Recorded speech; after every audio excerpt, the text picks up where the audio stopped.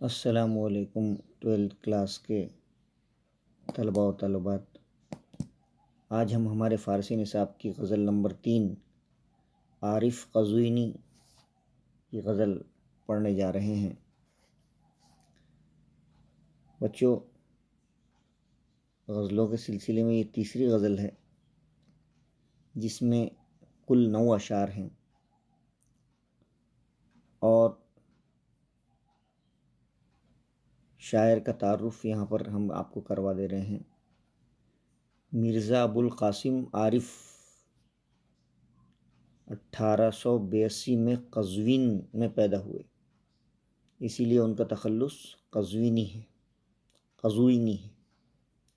تو قزوینی عربی اور فارسی کی تعلیم حاصل کرنے کے ساتھ ہی میوزک، موسیقی اور خوش نویسی میں مہارت حاصل کی۔ 1897 میں رشت گئے اور 1898 میں تہران آ کر موسیقی الدولہ امیر کی مصاحبت میں داخل ہو گئے، لیکن تحریک جمہوریت کے شروع ہوتے ہی سب کچھ چھوڑ کر آزادی کی تحریک میں شامل ہو گئے۔ آخر میں وہ ہجرت کر کے قسطنطنیہ چلے گئے۔ عارف نے قدیم صنف نظم تصنیف کو زندہ کیا ہے، جسے صرف ماہرین موسیقی ہی گا سکتے ہیں۔ اس قسم کی نظموں کے سوا آپ کا کلام زیادہ تر غزلیات پر مشتمل ہے۔ آپ کا دیوان 1913 میں برلن میں سے شائع ہو چکا ہے۔ آپ کا انتقال ہمدان میں 21 جنوری 1934 کو ہوا ہے۔ یہ تھا شاعر کا تعارف، جس میں ہم نے دیکھا کہ مرزا ابو القاسم عارف جو ہیں، انہوں نے عربی اور فارسی کی تعلیم کے ساتھ ساتھ ہی موسیقی اور خوش نویسی میں بہت زیادہ کمال حاصل کیا، اور ایک قدیم صنف نظم تصنیف کو انہوں نے زندہ کیا ہے۔ اور آپ اس قسم کی نظموں کے علاوہ آپ کا زیادہ تر کلام غزلیات پر بھی مشتمل ہے۔ چلیے ان کی ہم غزل دیکھتے ہیں، کس طرح سے اس غزل کو پڑھیں گے وہ ہم پہلے دیکھ لیتے ہیں۔ بغیر عشق نشاں از جہاں نہ خواہد ماند، بماند عشق و لیکن جہاں نہ خواہد ماند، خزان عمر من آمد بہار عمر تو شد، بہار عمر تو ہم اے جواں نہ خواہد ماند، بزیر سایہ دیوار نیستی است سرم، رہین منت ہفت آسماں نہ خواہد ماند، بداں کے مملکت دارویش و کشور جم، بدست فتنہ بیگانگاں نہ خواہد ماند، برنج بر ببر از من پیام کز اشراف، دیگر بدوش تو بارے گراں نہ خواہد ماند، بکار باش مدح وقت راز کف من بعد، مجال و وقت بعاجز کشاں نہ خواہد ماند، گدائے کوئے خرابات را بشارت دہ، ہمن قریب شہ کامران نہ خواہد ماند، بماند از پس سہ قرن عدل مزدک لیک، بغیر ظلم ز نوشیروان نہ خواہد ماند، بگو بعارف بے خانمان خانہ بدوش، کہ جز خدا و تو کس لامکان نہ خواہد ماند۔ تو اس طرح سے بہت ہی بہترین انداز میں انہوں نے اپنی غزل لکھی ہے۔ آئیے ہم اس غزل کا ترجمہ کرتے ہیں۔ پہلا شعر ہے، نہ خواہد مان جو ہے اس کی ردیف ہے، نہ خواہد مان جو ہے اس کی ردیف ہے، اور جہان، جوان، آسمان، بیگانگان، بار گران، بعاجز کشان، کامران اور نوشیروان اور نہ خواہد ماند، لامکان، یہ اس کی ردیف ہے، قافیے ہیں، اور نہ خواہد مان یہ ردیف ہے۔ نہ خواہد مان کا مطلب ہوتا ہے باقی نہیں رہے گا، باقی نہیں رہے گا، it will not long last, یہ باقی نہیں رہے گا۔ دیکھتے ہیں پہلا شعر، مطلع، بغیر عشق نشاں از جہاں نہ خواہد ماند۔ یہ شعر جو ہے اس خیال کو ظاہر کرتا ہے کہ دنیا ہمیشہ رہنے کی جگہ نہیں ہے۔ بماند عشق و لیکن جہاں نہ خواہد ماند، کہ عشق کے بغیر کوئی بھی نشان دنیا میں باقی نہیں رہے گا۔ بغیر عشق نشان از جہاں دنیا میں نہ خواہد ماند باقی نہیں رہے گا، عشق کے بغیر کوئی بھی نشان دنیا میں باقی نہیں رہے گا۔ بماند عشق و لیکن جہاں نہ خواہد ماند، بماند باقی رہے گا عشق باقی رہے گا، لیکن دنیا باقی نہیں رہے گی، یعنی دنیا میں اسی چیز کو بقا حاصل ہوگی جس میں عشق کا جذبہ کار فرما ہوگا۔ یہ بات یہاں پہ بتائی گئی ہے کہ عشق کے بغیر کوئی بھی نشان دنیا میں باقی نہیں رہے گا، لیکن صرف عشق باقی رہے گا، لیکن دنیا باقی نہیں رہے گی۔ تو دنیا میں ہر اس چیز کو اللہ نے بقا بخشی ہے جس میں عشق کا جذبہ کار فرما ہوگا۔ خزان عمر من آمد بہار عمر تو شد، میری عمر کی خزاں آ گئی اور تیری عمر کی بہار شروع ہو گئی۔ خزاں اور بہار دونوں ایک دوسرے کی ضد ہیں، اس لیے یہ شعر صنعت تضاد کی طرف اشارہ کرتا ہے۔ خزاں اور بہار، خزان عمر من آمد، شاعر کہتا ہے میری عمر کی خزاں آ گئی ہے، یعنی میں نے اب بڑھاپے میں قدم رکھ دیا ہے۔ اور بہار عمر تو آمد، اور تو نے جوانی کی دہلیز پر قدم رکھ دیا ہے۔ بہار عمر تو ہم اے جوان نہ خواہد ماند، تو اے جوان تیری عمر کی بہار بھی باقی نہیں رہے گی۔ بہار عمر تو اے جوان نہ خواہد ماند، تو تیری بھی عمر کی اب جوانی باقی نہیں رہے گی، یعنی یاد رکھ تیری جوانی بھی قلیل ہے، چند روزہ ہے، اور تجھے بھی بڑھاپے کے مرحلے میں داخل ہونا ہے۔ یہاں پہ عارف قزوینی زندگی کی تلخ حقیقت کو بیان کر رہے ہیں کہ ہر کوئی انسان جو جوان ہوتا ہے وہ آخر میں بوڑھا ہوتا ہے، اور جوانی کی یہ بہار ایک نہ ایک دن خزاں میں تبدیل ہو جاتی ہے۔ اس لیے جوانوں کو اس بات کی نصیحت کر رہے ہیں کہ وہ نیک کاموں کی طرف جوانی میں بڑھیں، تاکہ بڑھاپے کے مرحلے میں داخل ہونے سے پہلے ہم زندگی کو صحیح طرح سے سمجھ سکیں۔ تیسرا شعر ہے، بزیر سایہ دیوار نیستیست سرم، رہین منت ہفتہ آسمان نہ خواہد ماند۔ رہین منت کہتے ہیں احسان کے تابع، احسان کے تابع، کسی بھی انڈر آبلیگیشن بی ہولڈن جسے ہم کہیں گے۔ تو تیسرے شعر میں شاعر کہہ رہا ہے، بزیر سایہ دیوار نیستی سرم، میرا سر نیستی کے دیوار کے سائے میں ہے۔ نیستی کی دیوار کا سایہ کہتے ہیں فنا فی اللہ، یعنی مجھے ایک نہ ایک دن فنا ہونا ہے۔ رہین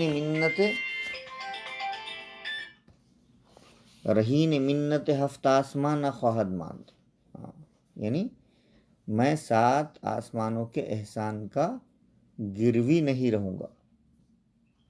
رہین منت یعنی احسان نہیں اٹھاؤں گا، یعنی میرا سر نیستی کی دیوار کے سائے میں ہے، یعنی مجھے ایک نہ ایک دن فنا ہونا ہے، شاعر کہتا ہے۔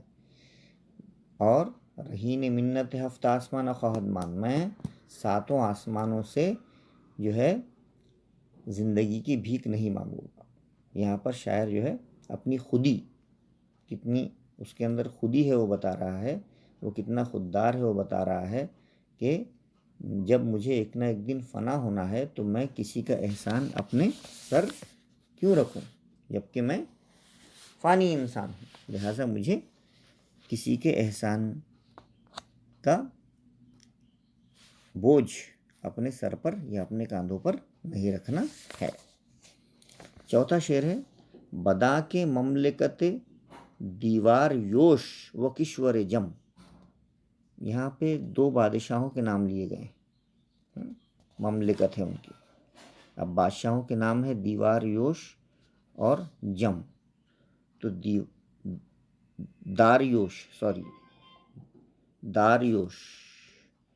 داریوش کہتے ہیں ایک ایرانی بادشاہ ہے داریوش، اور جم جو ہے یہ ایک ایران کا بادشاہ تھا جس کا نام جمشید تھا. تو جمشید کا مخفف جو ہے وہ شارٹ فارم اس کو جم کہتے ہیں. تو داریوش اور جم دو بادشاہوں کے نام ہیں، دونوں ایران کے بادشاہ ہیں. تو داریوش اور جم دونوں بادشاہوں کے نام کا یہاں ذکر ہو گیا ہے. اس کا مطلب یہ تاریخی ہستیاں ہیں، لہٰذا یہ شعر سنت تلمیح کی طرف اشارہ کرتا ہے. تو بدا کے مملکت داریوش و کشور جم، داریوش کی سلطنت اور جمشید کا ملک بدست فتنہ بیگانگا نہ خواہد مال. یعنی دونوں بھی جو ہے غیر ملکیوں کے فتنے کے ہاتھ میں نہیں رہے گا. یعنی آج ایران میں غیر ملکی جو لوگ ہیں وہ سازشیں کر رہے ہیں. شاعر یہاں کہتا ہے کہ ایران میں یہ سازشیں زیادہ دن نہیں چلنے والی ہے، بلکہ یہاں پہ کیا آئے گا، انقلاب آئے گا، اور سازشیں کرنے والے ناکام و نامراد ہو جائیں گے. یہاں پر انقلاب کے آنے کا ایک منظر پیش کیا جا رہا ہے. پانچواں شعر ہے بزنج ببر از من پیام کز اشراف. اشراف جمع ہے شریف لوگوں کی، اور رنج بر کہتے ہیں محنت کش لوگوں کو، لیبر مزدور لوگوں کو کہتے ہیں. برنج بر ببر از من پیام کز اشراف، مزدوروں تک میرا یہ پیغام پہنچا دو. کیا پہنچا دو؟ جو بہت بیچارے مزدور شریف ہوتے ہیں ان تک یہ پیام پہنچا دو. دیگر بدوش تو بارے گرا نہ خواہد مان.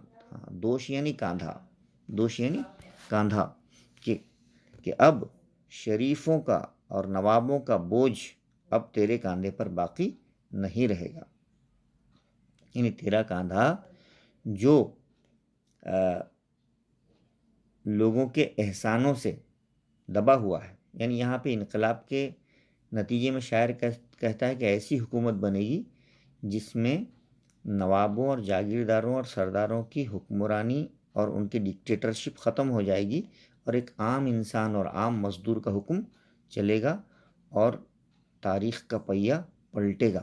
یہاں پر شاعر اس شعر میں اس بات کو بتا رہا ہے کہ مزدوروں تک میرا یہ پیغام لے جاؤ کہ اب تمہارے دن پلٹنے والے ہیں، اور اب تم پر ظلم و زیادتی کرنے والوں کا جو ظلم کا جو بوجھ ہے وہ جلد ہی تمہارے کاندھے سے ہٹ جائے گا اور تمہاری حکومت آ جائے گی.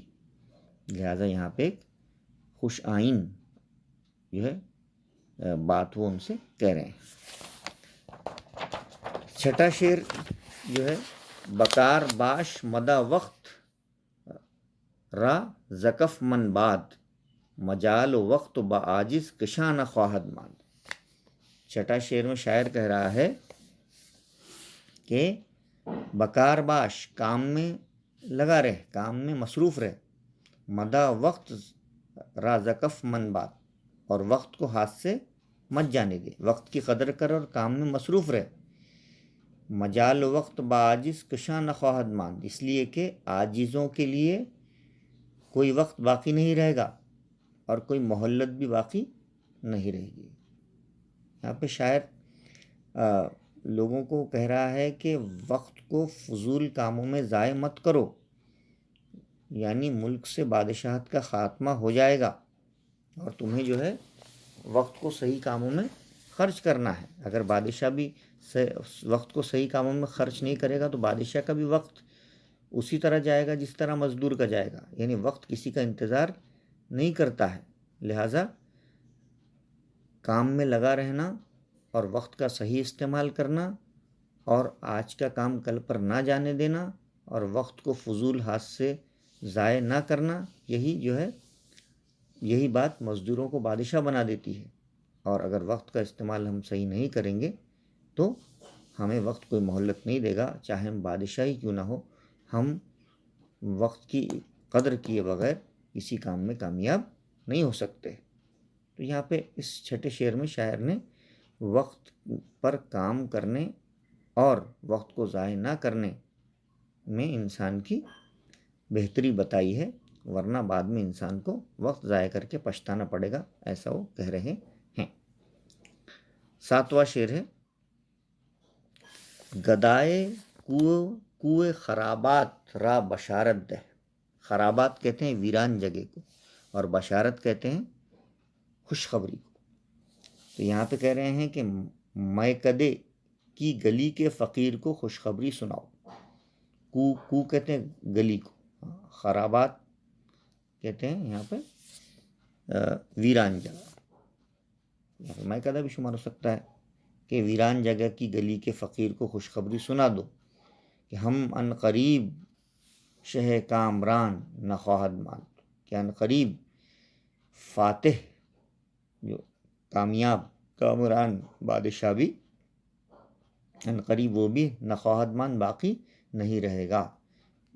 یعنی یہاں پر اس شعر سے اشارہ دے رہے ہیں کہ اب ایسا انقلاب آئے گا کہ ایک عام انسان کو اس بات کو سنا دو کہ ظالم سے ظالم بادشاہ جو اپنے آپ پر، اپنی حکومت پر اور اپنی طاقت پر بہت فخر و گھمنڈ کرتا ہے، وہ بھی باقی نہیں رہے گا، اور جلد ہی ملک سے بادشاہت کا خاتمہ ہو جائے گا اور عدل و انصاف والی عام لوگوں کی حکومت آئے گی۔ اس بات کی طرف اشارہ کیا گیا ہے۔ 8واں شعر ہے، بماند از پس سہ قرن عدل مزدک لیک، بغیر ظلم ز نوشیرواں نخواہد ماند۔ یہاں پہ مزدک نام کا ایک بادشاہ کا ذکر کیا گیا ہے۔ یہ مزدک نام کا ایک بادشاہ ہے جو ایران کے بادشاہ قباد کے عہد میں مزدک نے ایک نیا مذہب نعوذ باللہ پیش کیا تھا، جس کی بنیاد جو اشتراک پر رکھی تھی، اور وہ بالآخر اس کے بیٹے نوشیروان کے حکم سے قتل ہو گیا تھا اور اس کے پیروکار بھی مارے گئے تھے۔ تو یہ مزدک جو ہے founder of dualistic communistic religion who was killed by Nausherwan the Iranian king. تو یہاں پر اس کا ذکر کیا گیا ہے۔ ظاہر سی بات ہے مزدک ایک بادشاہ تھا، لہٰذا ایک تاریخی بادشاہ کا ذکر ہو گیا ہے، لہٰذا یہ شعر بھی سنت تلمیح کی مثال ہے۔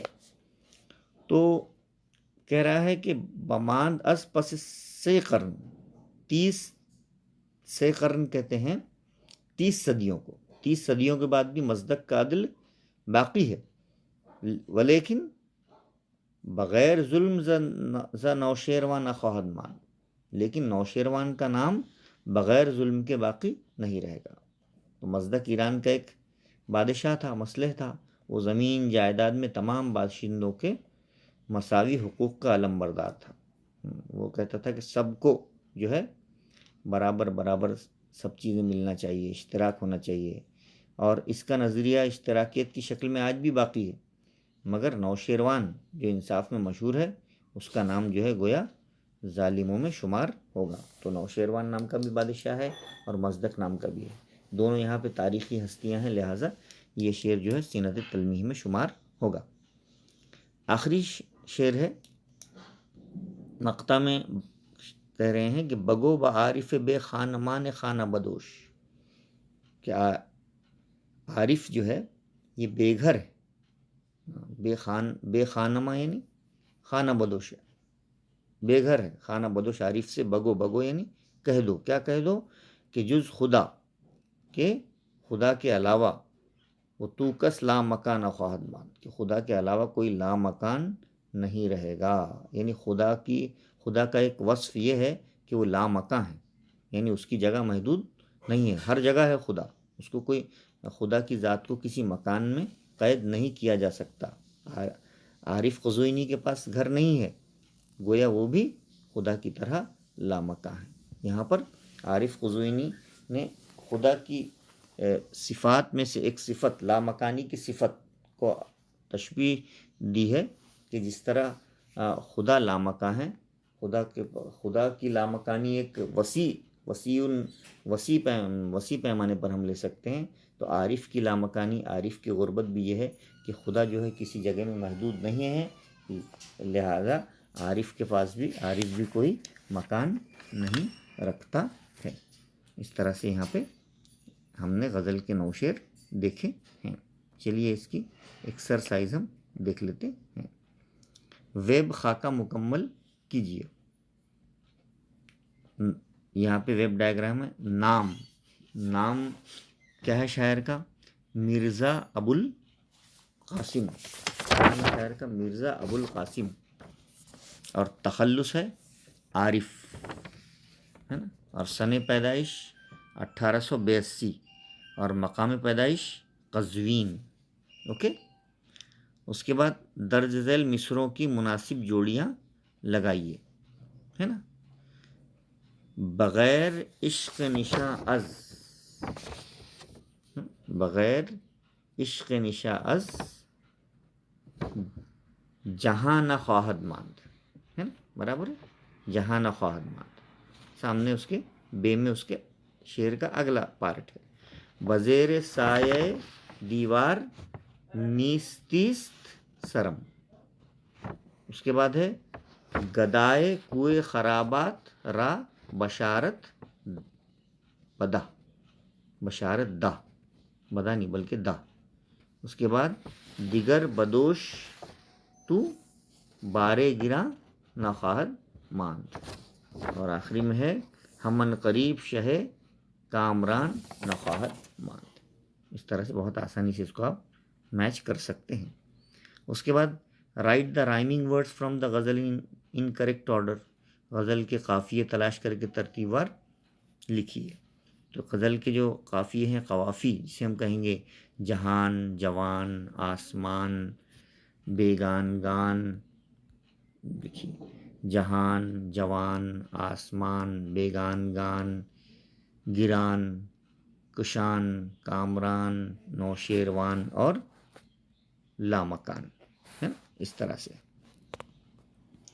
اس کے بعد دیکھیے یہاں پہ غزل سے صنعت تضاد کا شعر تلاش کر کے لکھیے۔ ہم نے آپ کو بتایا خزان عمر من آمد بہار عمر تو شد، بہار عمر تو ہم اے جوان نخواہد مان۔ خزاں اور بہار ایک دوسرے کے اپوزٹ ہیں، اس لیے اینٹیتھیسس۔ جب شاعر کسی شعر میں متضاد الفاظ کا استعمال کرتا ہے تو وہ صنعت تضاد کہلاتی ہے۔ یہاں پہ خزاں اور بہار ایک دوسرے کے متضاد الفاظ ہیں۔ اس کے بعد غزل سے صنعت تلمیح کا شعر 2 شعر ہیں، اس میں 2 شعر صنعت تلمیح کے ہیں۔ پہلا شعر ہے بدا کے مملکت داریوش و کشور جم۔ یہاں پہ ایک ایرانی بادشاہ داریوش اور جم دونوں کا ذکر ہے۔ یہ ایک شعر صنعت تلمیح کا ہے، یعنی چوتھا۔ اور اس کے بعد 8واں شعر بماند از پس سے قرن عدل مزدک لیک، ہے نا، بغیر ظلم نوشیرواں نخواہد ماند۔ اس میں مزدک اور نوشیرواں 8ویں شعر میں، تو چوتھا اور 8واں شعر دونوں بھی صنعت تلمیح کی مثال ہے۔ Illusion, okay, illusion, example of illusion. in the allusion the poet always directly or indirectly point out some historical personalities or some points from the historical scriptures or vice versa. Next ہے دنیا ہمیشہ رہنے کی جگہ نہیں ہے نا، the world is not a place for to live forever۔ اس مفہوم کو واضح کرنے والا شعر پہلا ہی شعر ہے نا، ہاں، مطلب کہ بغیر عشق نشاں از جہاں نخواہد مان، بماند عشق لیکن جہاں نخواہد مان، کی دنیا رہنے کی جگہ نہیں ہے۔ اس کے بعد ہے درج ذیل اشعار کی اردو یا انگریزی میں تشریح کیجیے۔ خزان عمر من آمد بہار عمر تو شد، ہے نا، بہار عمر تو ہے جواں نخواہد ماند۔ یہ شعر یہاں پر ہے جس میں شاعر کہہ رہا ہے کہ اس کی عمر، وہ بڑھاپے میں قدم اس نے رکھ لیا ہے اور اس کی نوجوانی گزر گئی ہے نا۔ تو ان دس couplet the poet is addressing to youngsters that he has completed his adulthood and now he is stepping in the evening of his life, means he is stepping towards old age, and he is saying to youngsters that they are stepping in adulthood, so they should also be reminded that these golden era or golden days of younghood will also past will also pass, and they will also face the old age period of life. So we should not be proud of our adulthood or youngstership. Okay, so we should always be humble and downtrodden. ऐसा वो कह रहा है कि जवानी भी थोड़े दिन की ही नेमत है खुदा की तरफ से, और जो जवान होता है वो ज़रूर बूढ़ा हो जाता है. ओके, नेक्स्ट है बमादस पस से करन अदल मजदकुलैक बग़ैर जुल्म ज़ नौशेरवा नखाहद मांद. तो यहाँ पे ये कहा गया है कि जो बादशाह इंसाफ पसंद होता है उसकी शक्ल हमेशा बाकी रहती है, और जो जालिम होता है वो उसका जुल्म जो है वो ख़त्म हो जाता है. तो the people always remember the Kings who provide justice to their subjects, to their people, and the wrongdoers are always forgotten by the people. इस तरह से बच्चों हमने ये नज़्म, ये आरिफ ख़ुज़ूनी की गज़ल को कंप्लीट किया है. हमको उम्मीद है कि आपको ये गज़ल बहुत अच्छी तरह से समझ में आ गई होगी. इम्पॉर्टेंट गज़ल है ये, एग्ज़ाम में आपको आएगी. क्वेश्चन नंबर 2 के बी में 6 मार्क के लिए. तो उम्मीद है कि आपको ये गज़ल समझ में आई होगी. आप हमारे चैनल को जल्दी से सब्सक्राइब कर लीजिए ताकि आपको फ़ौरन दूसरी गज़लें और सरसरी मुताला भी मिलता रहे. और अगर आप सब्सक्राइब नहीं करेंगे तो आपको ये ऑटोमेटिक जो है नहीं मिलेगा, आपको नोटिफिकेशन नहीं आएगा. बाज़ बच्चे हमको मैसेज करते हैं कि सर आप ये गज़ल कब पढ़ा रहे हैं. तो अगर वो चैनल को सब्सक्राइब कर लेंगे तो ज़ाहिर सी बात है कि उनको ऑटोमेटिक एक मैसेज आएगा कि ये गज़ल अपलोड कर दी गई है यूट्यूब पे, आप इसको देखिए. तो फिर आप ऑटोमेटिकली उसको देख सकते हैं. इसलिए बेहतर तरीका ये है किसी भी चीज़ को लेने का कि आप उसको सब्सक्राइब कर दें. नीचे सब्सक्राइब लिखा हुआ है लाल कलर का, आप उसको प्रेस करें और बेल आइकन का बटन दबा दें तो आपको automatic notifications, you will get automatic notifications. साथ ही हम इंग्लिश के भी वीडियोज़ बनाते हैं, तो आप हमारी site रहबर sir English and Persian bye रहबर sir पर जाकर देख सकते हैं. हमने गज़ल कैसी पढ़ाई है आप कमेंट बॉक्स में जाकर हमको बताइए ताकि हमारी भी हौसला अफजाई हो सके. बच्चों, नवंबर से कॉलेज शुरू होने वाले हैं, 23 नवंबर से, अभी लॉकडाउन के पीरियड में. तो आप जो है कॉलेज जाने की भी तैयारी कीजिए और अच्छी पढ़ाई भी कीजिए, ऐसा हम उम्मीद करते हैं. ओके, अल्लाह हाफिज़.